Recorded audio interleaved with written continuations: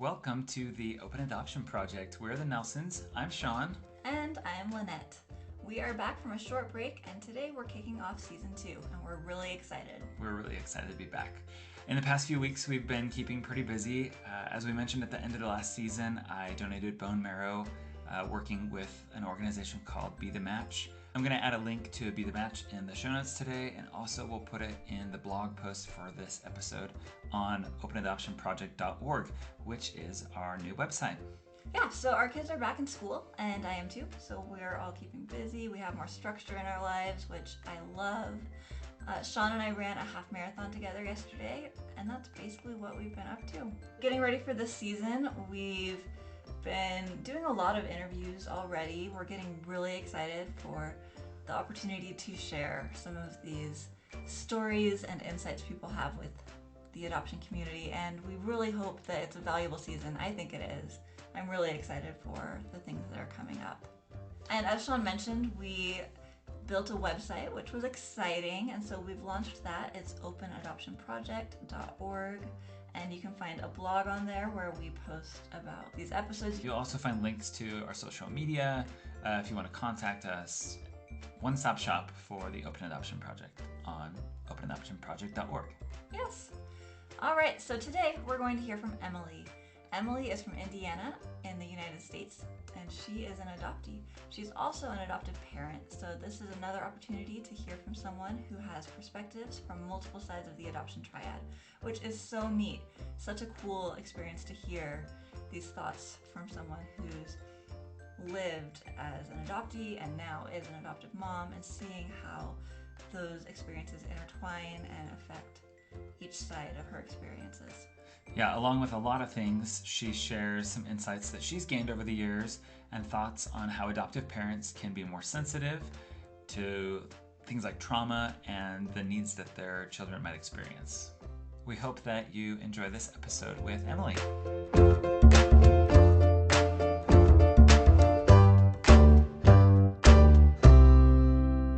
All right, well, we are now on the podcast with Emily. Emily, thanks so much for joining us. Thanks for having me. Well, let's start by having you share a little bit about you and your family. Okay. Well, I'm Emily. I was born and raised in Indiana, and I grew up with my mom and my dad and my sister, and we always had just dogs as our pets. My sister rode horses. I was more of a sports person, not really much into the animal thing. But then I went to college for nursing, and I met my husband freshman year of college. And so we dated throughout and then got married after graduation. And so he works for a company. He's a clinical research scientist, and I work as a nurse, PRN, so once or twice a month. And then the other days I stay home with the kids. We have 3 kids. Jack is 3, Henry's 2, Oliver is 9 months, and Oliver is the one who we adopted, and we adopted him through the same agency I was adopted through when I was 5 months old. Awesome. That's awesome. What are some of your guys' like family interests? What do you guys like to do? So we like to play outside. We just redid our backyard. So the kids love their swing set. They love their bikes. They love their scooters. We go for walks. We play at the park. We kick soccer balls around. We visit family a lot. My parents live 5 minutes from us, so we see them all the time. And then Eric's parents live 3 hours away. It's a little farther, but sometimes we'll go down for a full weekend or have them up here. But we like going on vacations, even though it's hard with 3 little kids. But we went to Hilton Head last year, Disney World the year before that, and then Colorado this year. And so we try to do at least one vacation a year, even though, like I said, we have kids and it's hard to fit in the time to travel, but it's definitely worth it. And the kids love it, even though they're little. People are like, oh, I wouldn't fly with my 3 little ones, but they have so much fun, and it really isn't that bad. That sounds really, really fun. We would love for you to just jump in and share with us your experiences both as an adoptee and adoptive mom. Just share with us your story. Okay. All right. So I was born and raised in Indiana, and I was adopted when I was 5 months old. My birth mother tried to parent, and it didn't quite work out for her. And so she picked my family, and that was kind of that. So I was the youngest of three. We were all back to back to back, and she just didn't have the support she needed to parent a third baby. And so my family was obviously super thrilled. And my mom said that when she got me home, I was 5 months old. So she kind of sits me up on the floor and she goes, what do you do? Can you sit? And I could kind of sit up, kind of not. And then she goes, do you eat real food? Do you take a bottle? Like, what do I do with you? But they obviously figured it out, and it was fine and it was good. And they adopted my sister 4 years later.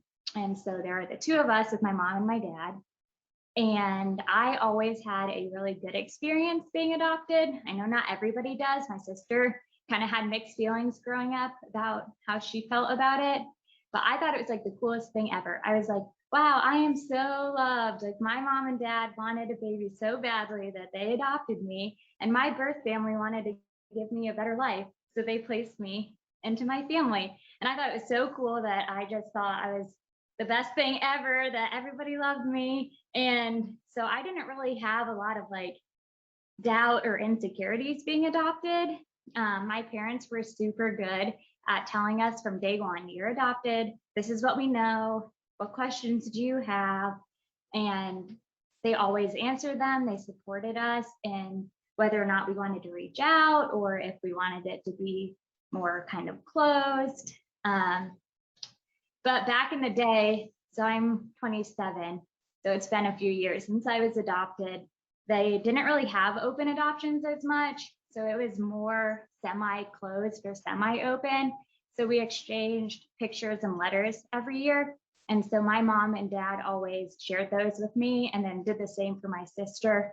I wasn't always super privy to like her conversations and like what her letters said. It wasn't like a big family affair where we read aloud our different letters. But I always knew that I was adopted and this was my story.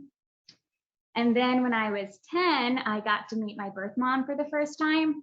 And she actually passed away a few months after. So I'm kind of glad it worked out when it did, because that was the only chance I got. But I feel like it wasn't the best thing ever. It wasn't bad. But when you're 10 or 8 or whatever, and your parents are like, okay, we're going to go meet this person. Think of your questions. How are you feeling? What do you want to know? Like, you're just kind of like, oh, I don't know. Like, it feels like you're going to visit like great Aunt Sue at a family reunion where you know it's someone in your family and that it's a big deal, but you don't really have the capability to process it. So it was fine. It was fun. My 2 birth sisters were there and they were a year or 2 older than me. So we just played at the hotel while our parents talked, and I didn't have any questions. It wasn't some like mind-blowing event that forever changed my life, but I'm glad looking back that it happened. And then that was kind of that. My mom told me that she passed away a couple months later, and I was kind of like, okay, like obviously it's sad, but it didn't like affect me personally just because I didn't really like know her. But then when I turned 18, I got a letter in the mail from my birth father, and he wrote to me and said that he had been in and out of jail and doing who knows what for the past like 18 years, that he was finally on the right track and wanted to connect. And so it was just kind of weird because I was like, I know nothing about you. Like, where have you been? Like, I don't know if I want this. Like, is it safe? Like, are you normal? Is it okay? I'm not telling you where I live. Like, but I wrote back to him and we kind of took it slowly because he knew nothing about me. He's like, do you have a mom and a dad? Do you have siblings? Like, what do you like to do? And I was like, wow, you really know nothing. Okay. So we kind of started like baby steps, writing back and forth.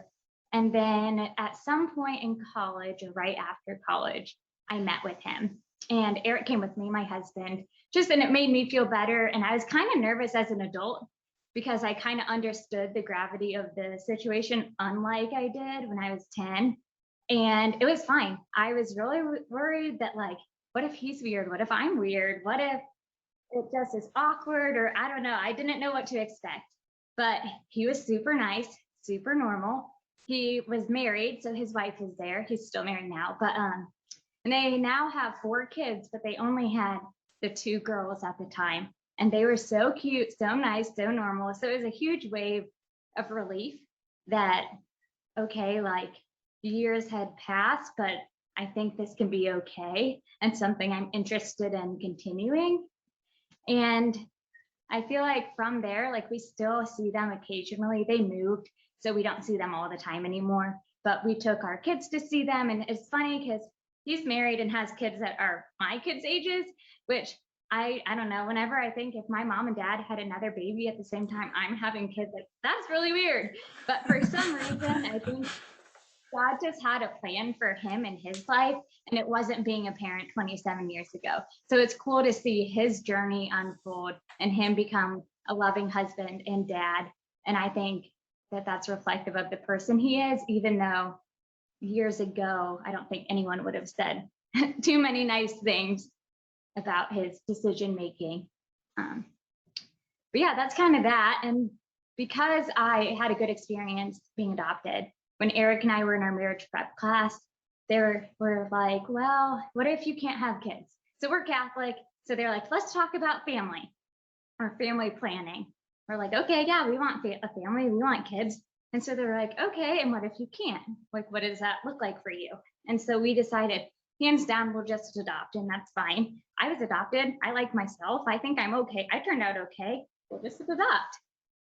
And then we got married, kind of didn't really talk about it again, decided to try for a baby. 9 months later, Jack was born. We're like, okay, that's fine. Good. That's great.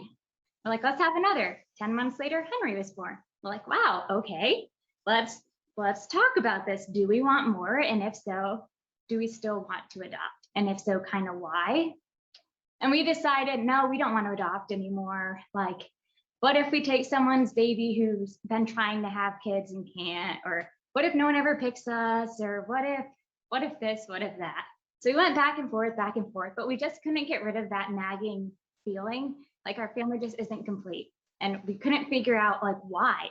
And so then we decided, let's just call around and see. So we talked to an international agency. We're kind of like, ooh, traveling with 2 under 2 to wherever for 6 weeks, or, whoever, probably not for us. Okay, fine. What about fostering? That seems like a good idea. Sure, why not? And then we talked to a foster agency and they said, well, we want you to do birth order and your youngest is like 6 months old. So we don't really think it'll work out for you. Come back to us later. And we're like, shoot, okay. Once again, maybe we weren't meant to adopt. And then my mom was like, well, have you thought about like a domestic infant adoption? And I was like, no, I don't know why I didn't. Like, that's where I came from. And she goes, well, you don't have to. And so we called the agency that I was adopted through, and they're still around. And they said, yeah, we're taking families. Are you interested in attending our classes? So we said, okay, fine. Let's just, third time's the charm. Let's give it a go. And so we did. And we went live. And 2 months later, we brought our son home. So it happened really, really fast. And which is good. It was exciting. It's what we wanted. But I think we just kind of crammed in so much education and learning and family time into like a small amount of time. Everyone said, well, you guys are kind of young. Your kids are young. It'll take a while for you to get picked. Okay, that's fine. And then it didn't. And I feel like it was meant to be, but it just felt like we had to kind of flip gears a little bit, because our agency always said, like, everyone can be a good mom, everyone can be a good dad, but not everyone can be good adoptive parents.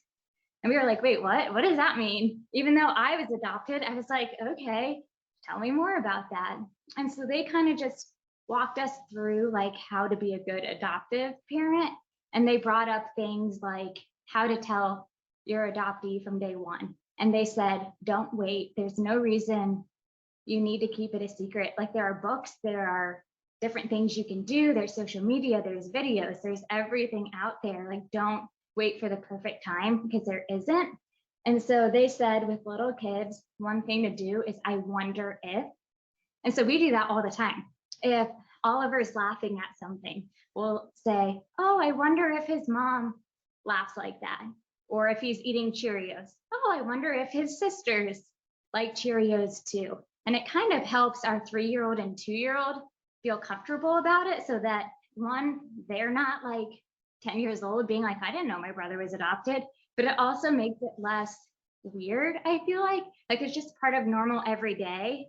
And so obviously Oliver is only 9 months old, so I don't know if it is working or not, but I'm hoping that we get better and better. And so as he gets older and older and has more questions, it's not like the first time we've ever brought it up. So yeah, I guess that's kind of what led us to adopt and a little bit about our agency. One other thing I was just thinking about that the agency kind of talked to us about that was really hard for us at first was think about Thanksgiving in 15 years and your kid wants to go spend a holiday with his biological family. Like, how will you feel? And I'd be lying if I said I'd feel good about it. Like, selfishly as a parent, no one wants their kid being gone on holidays and stuff. But they said there's a chance you will have an empty seat at your table and you have to be okay with that. And so we're trying as parents and adoptive parents, like, how do we get from not being okay with it to being okay with it and supporting him and his feelings and thoughts? Because I would love it if he was able to do that. But the selfish part of me is like a mom is like, no, don't go, stay with me. So that's, I think, one of the big differences between adopting and having bio kids. And we're still navigating that. And who knows, maybe he won't want to, but part of me kind of hopes he does go and spend a holiday or two with his bio family, because that would be cool. Well, that's really cool. It sounds like your agency does a really great job with educating and talking about those hard conversations. That's neat. So you talked about what you guys are doing right now to have a conversation about adoption with your kids. What was the conversation about adoption like for you when you were growing up with you and your sister?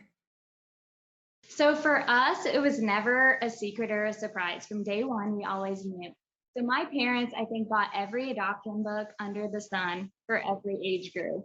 And I just remember, like, it's Why Was I Adopted? And it's by every author. Like, there's 10 of them on a bookshelf. And some of them are more picture-based for maybe a 2 or 3-year-old, and some are more in-depth about decision-making and maybe for an adolescent.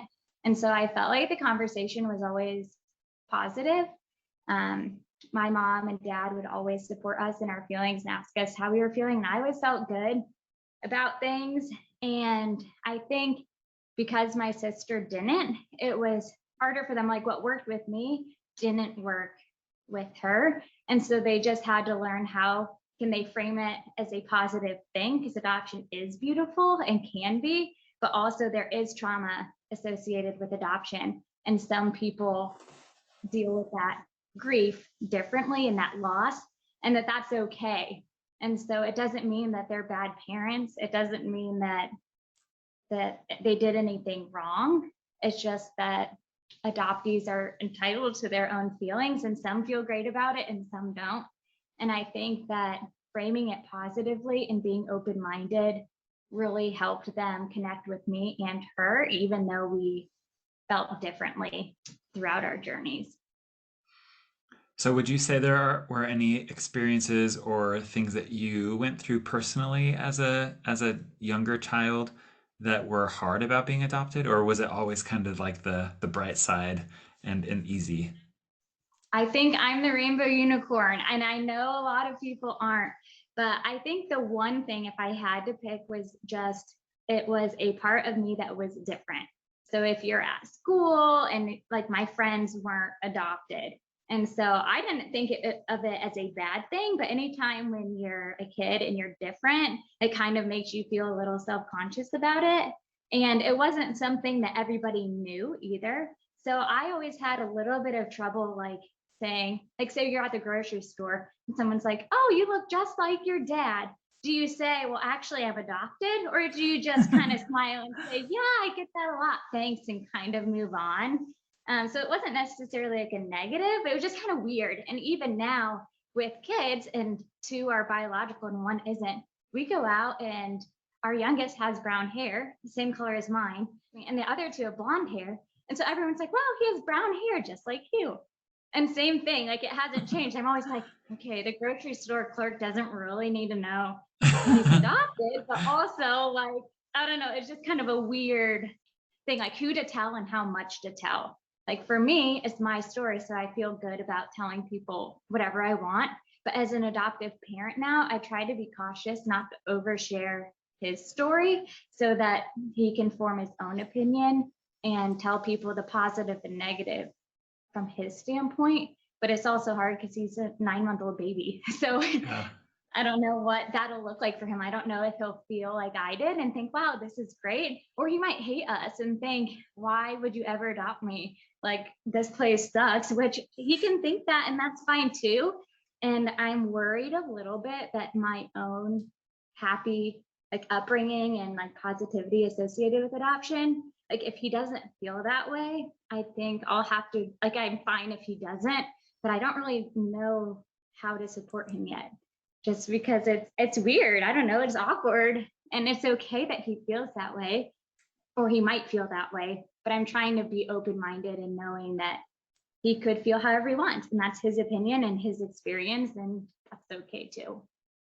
Yeah, I think just having the door open always to having those really open and frank and just raw conversations and letting our Mhm. kids feel how they feel and validating those feelings, I think is a really good perspective. So you talked about how you got to meet your birth mom one time when you were about 10.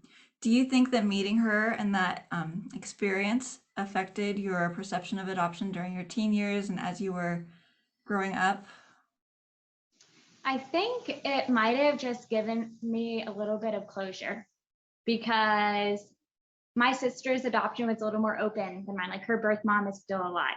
So when she got Christmas gifts and say I'm 14 and she's 10, and I knew that my birth mom had passed away, and at this point my birth dad wasn't in the picture, I think it just helped me be like, oh, okay, that's fine. It's not fair, but it is fair because it is what it is.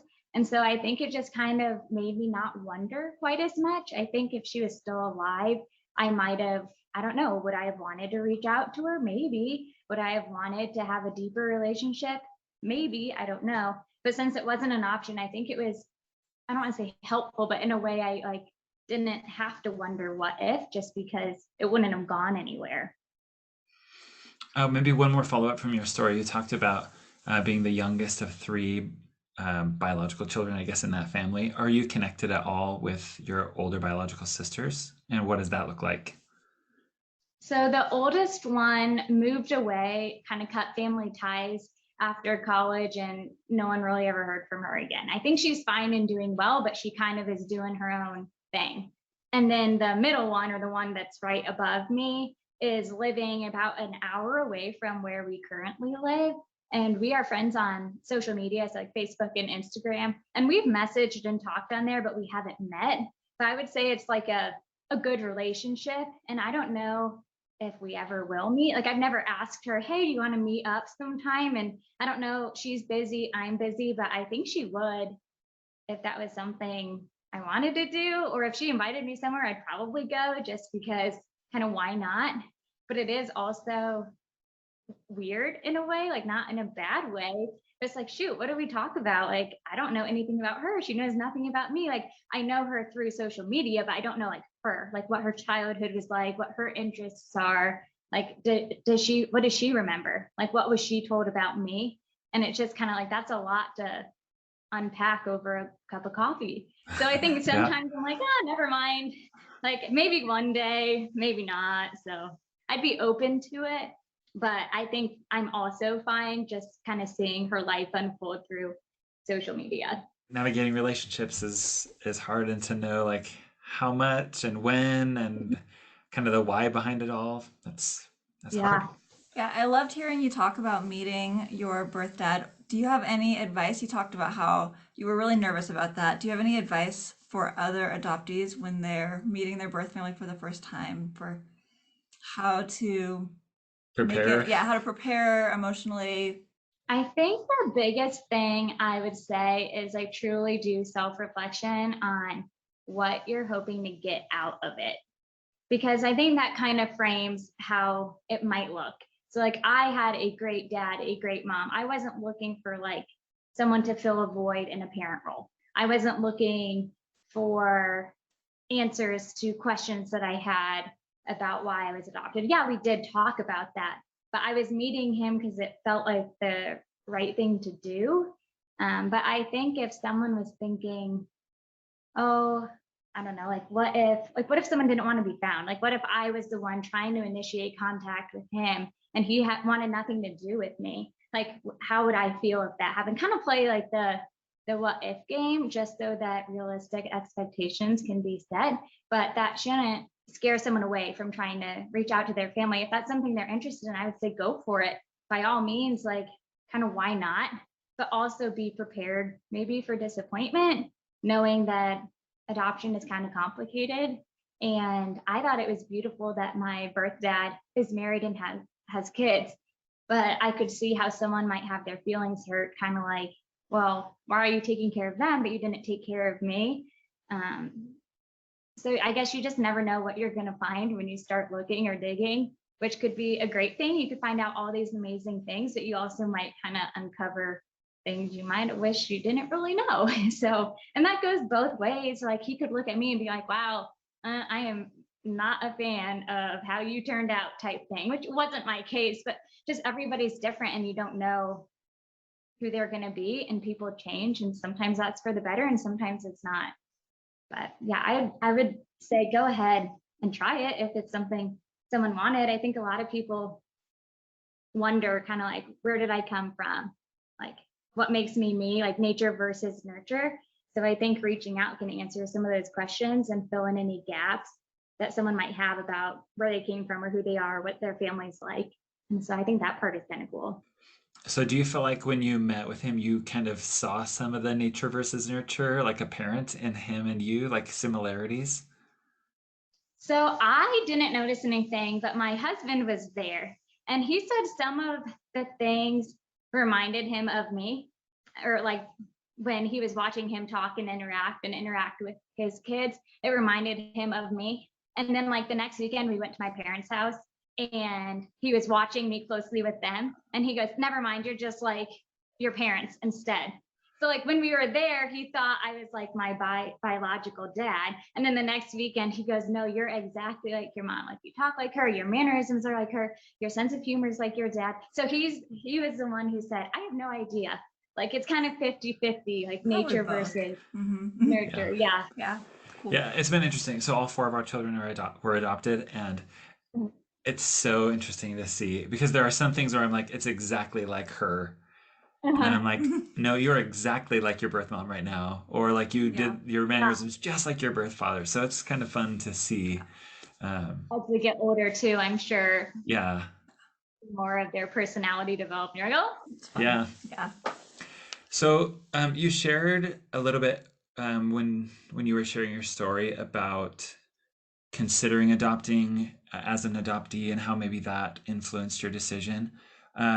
You also mentioned that you and your sister had kind of different experiences. So knowing that there was kind of this wide variety of experience that an adopted child could feel, like, did that play into your decision making when you were looking into adoption? I think it almost gave us more confidence when we decided to adopt. And I say that because I could see myself if our son who's adopted hated us, or even for a time period. I mean, I think every kid kind of goes through a phase where they like hate their parents, but that'd be really hard for me. And I would wonder, what did I do wrong? Is it me? Is it us? Maybe we shouldn't have done this. Maybe we weren't the best fit. What were we thinking?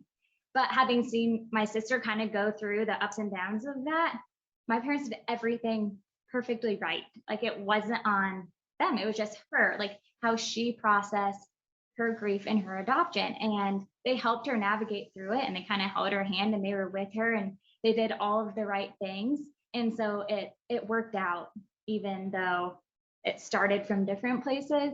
So I think it just gave me hope that even if we kind of get stuck in the trenches for a bit, that at the end of the day, there's still light at the end of the tunnel, and it can still be a beautiful relationship for everybody involved, even though it might not always seem like that day to day. I love that perspective. That's awesome. So, how do you think your experiences as both an adoptee and as an adoptive mom have influenced your perception of adoption over time, how it's changed? I think just over time, it's changed a lot. It's kind of gone away from like maybe being on a wait list and just getting called to, I like to think that birth moms have a lot bigger of a say nowadays. But with that being said, I still feel like there's a long way to go for all adoptions to be ethical. And I feel like that's kind of disappointing sometimes, like just because I want birth moms to feel like in control and validated and not coerced into placing their baby. But I also know that that's not always the case. And so it's kind of hard because birth moms do get a bigger say nowadays. But also, I feel like there are multiple different pressure points, like the social media and agencies and consultants, and I don't even know, private matching and everything kind of in between. It just makes me wonder where it's going to go in the future. Yeah, we have very, very similar concerns and hopes that the ethics of adoption can improve, and the treatment of adoptees and with birth parents or expected parents, that they can have, options counseling. They don't feel coerced. Yeah, so I think as adoptive parents, we have a big role to play in changing the culture of adoption for the future. I think so too. And one thing I might add that has been a little interesting since we started trying to adopt, like when we were hoping to adopt, is I got a lot of pushback like on social media from other adoptees. Now, a lot of adoptees have great experiences and a lot don't, and I totally get that. But it almost felt sometimes like because I had such a positive experience that I was doomed to be a good adoptive parent. And I just, obviously that made me feel super crummy. And so there were times when I doubted like myself and Eric and God's plan. I said, maybe we shouldn't do this because my own beliefs and stuff might be skewed and I don't know if I can do it. But I kind of pushed all those worries aside and just, put faith in God that his plan would work out and that when the time came, everything would be fine. But it was kind of disappointing as an adoptive parent that because I was an adoptee, the thought that I wanted to adopt, I was kind of feeding into the unethical like adoption. And I was like, well, it doesn't have to be that way. But I think a lot of people see adoption as beautiful and a lot of people see it as like this evil thing because they had a terrible experience, which just makes my heart hurt thinking that someone hates adoption so much that they don't want to push for ethical adoptions or push for better adoptions. Like I think it's always going to be a thing. So instead of like trying to stop it, how can we help make it better? In some ways, with social media, the way that it is, and people sharing kind of their truth, adoptive parents and hopeful adoptive parents are becoming more and more educated. So hopefully we can hold agencies and legislature more responsible to make more ethical practices. So yeah, if you could share one thing with every other adoptee, that's kind of a big one thing, or maybe just a few things, like what would you share with other adoptees about your experience or anything that is on your mind? I think the biggest thing is kind of related to adoption and it kind of isn't. It's just to not give up on your own happiness. And I know that looks different for everybody and it changes. Like when you're 5, your happiness might be like, 3 cookies instead of 2 cookies. But as you get older, what happiness looks like changes. And I know that there are different barriers and obstacles through every phase of life. But it's worth it to stay true to yourself and your values and form good, positive relationships with those around you so that you have a support system to build you up, even when things don't go as planned. And in regards to adoption, that could mean if you're an adoptee in a bad adoptive family, like how can you kind of overcome that and still be a happy adult and a happy person? Or if you had an amazing experience being adopted, okay, fine, I guess maybe it's happiness isn't related to being adopted then, and that's fine too. But just everyone deserves to be happy. And I think sometimes people just have to work harder for it than others. But I think it's important to kind of overcome any grief.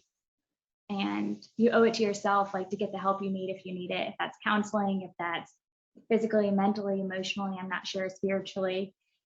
But yeah, make time for you so that you can be a happy person and make others happy too. I love that.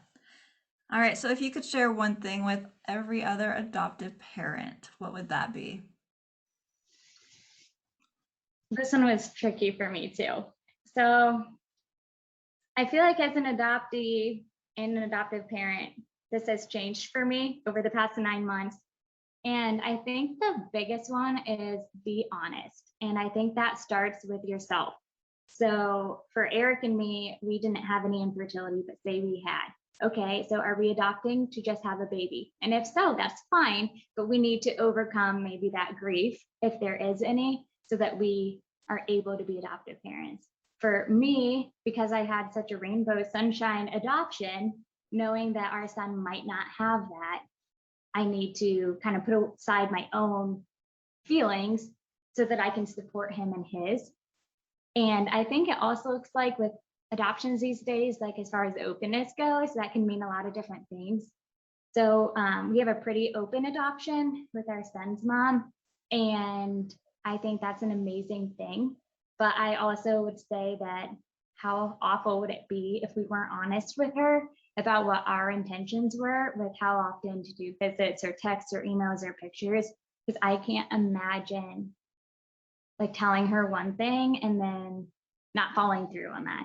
And so I think that can be really scary, but also it's super important, like be honest with yourself so that when the time comes that you're matched with a family or picked, that you can honor that relationship and that mom and stay true to your word. Could you share just a little bit more about what your open adoption looks like with his birth parents Yeah. or birth mom? So it's just birth mom. Birth dad isn't really in the picture. We're not actually sure who he is as of right now. But she originally wanted a closed adoption. And we were like, okay, like we can't make you have an open adoption. But our agency kind of talked to her and they believe that open adoptions can be the best thing for the child. So they strongly encouraged her to change her mind. And she said, nope, I think it's easier for me to just have it closed. Okay, if that's what you want.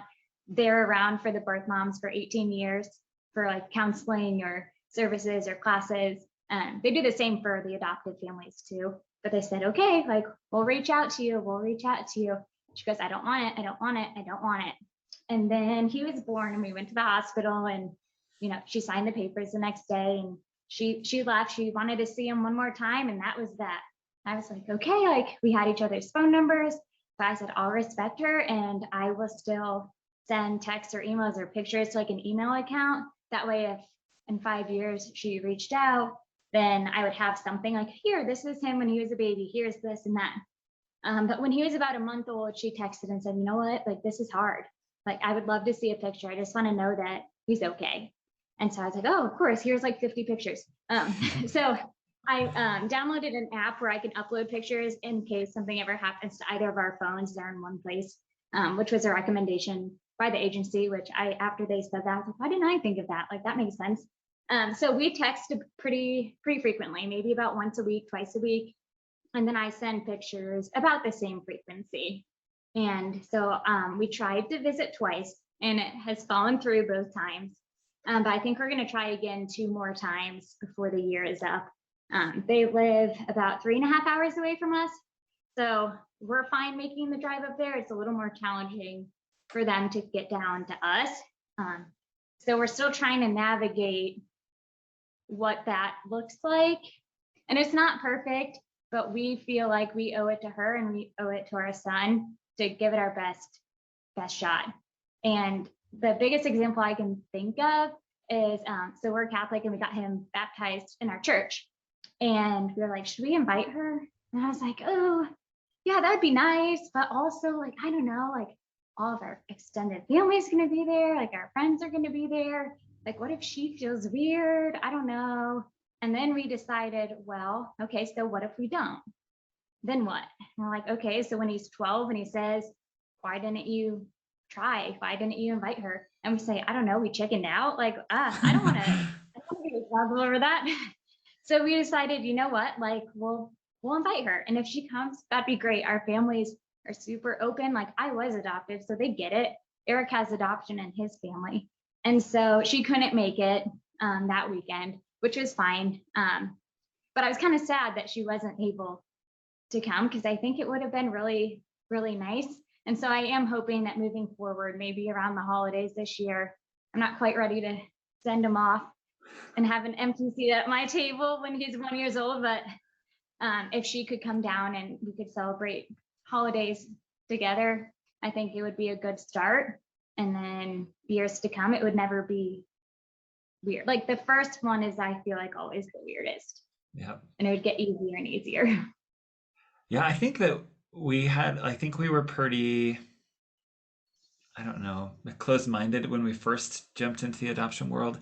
And like, oh, well, it's Christmas. We want the holiday for our family, right? But in the end, it's grown into like, yeah, our family includes all of their birth families, right? It's like, yeah, come over on Christmas. Like, we'd love to see you. And I love what you said, like starting it early on and just making it the normal thing from the beginning makes that really natural. And then 10 years down the road, it's not like, oh, well, what do we do, right? Yeah. Yeah, I love that advice. That's great. That's awesome. So I know you've had a really good experience, but what have you what have you struggled with regarding adoption, and what do you wish others knew or understood about it? I think I just wish people knew how complicated it is. I don't know what people really think about adoption, but I feel like they don't really think about what that means. And so, like, as a mom, I just can't fathom being in a position where adoption is even, like, I try to think to myself, okay, at what point would I consider adoption for one of my kids? And I would bend over backwards to do anything, everything I could to not have that. So it would have to be such like a desperate situation. And I think it just truly is sacrifice and love, because I can't even imagine what that would feel like and look like. And then it doesn't go away. It's not like 5-10 years later, you just get fixed from it. Like, so I always think about that. Like, I wish people sometimes were a little more careful with what they say about birth moms, because sometimes people say things like, oh, I don't know, just I don't want to make up examples, but kind of insensitive things. And it kind of hurts my feelings for like my son's birth mom and for my biological family. And I don't think people should be judged negatively ever for being a part of the adoption triad. And then I would also say, I really don't like when we tell people, oh, like we adopted or whatever, and they say, oh, he's so lucky. And yeah, I felt lucky as an adoptee, but I don't really feel like my son is lucky. I feel like we are the lucky ones. Like, how awesome is it that his mom chose us to parent like the best gift in the entire world? Like, I feel lucky. He's not lucky, I am. Like, I think that's just like a cool part of adoption in a way. Like, someone loves their kid so much that they say, here, take my child, raise him as your own, love him forever and ever and ever, because right now I can't. And I think that's just like the craziest thing that can happen to humans. And I think it's such a blessing, but also what a weight to carry. Like, I told someone, I looked her in the eye and said, I will love your baby and do everything I can to make him feel safe and healthy and loved for every day of his life. And that sometimes like that's so overwhelming, but I also feel like it's the coolest thing. But yeah. Beautiful. That's so well said. I know. So good. I'm like almost teary, like thinking about like the same, like the promise that you make as a parent. Well, is there anything else that you would share about adoption or feelings around adoption, either as an adoptee or an adoptive mom, that that you would want other people to know or feel? I think what you just shared was great, but if there's any other thoughts. I think that's really it. I appreciate you guys taking the time to talk to me about both of my experiences as an adoptee and an adoptive mom, because I feel like a lot of people just focus on one or the other, and it's kind of an interesting spot to be in, to be both. Yeah. And so I feel like it's just kind of nice to be able to share a little bit about my experience with other people who I feel like are also involved in the adoption community. Yeah, it's not, I mean, it's not often that we have a member of the adoption triad that fits two of the pieces, right? Mhm. And so it's great to get perspective. So thank you so much for sharing your Mhm. thoughts and everything with us. Yeah, thank you.